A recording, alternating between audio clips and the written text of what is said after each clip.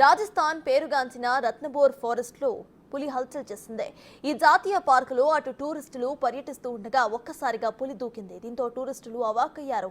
ఈ వీడియో ఇప్పుడు సోషల్ మీడియాలో తెగ వైరల్ గా మారింది. దీనిపై పలువురు ఆసక్తికర కామెంట్స్ చేస్తున్నారు.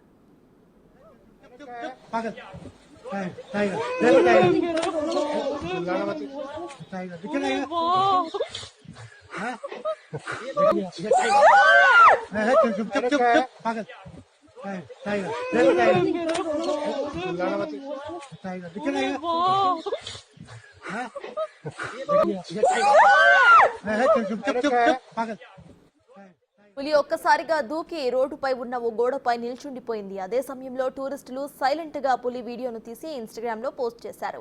ఈ వీడియోకు 50 లక్షల వ్యూస్ తో దూసుకుపోతుంది. చాలా మంది ఈ వీడియోను చూసి రకరకాల కామెంట్స్ పెడుతున్నారు.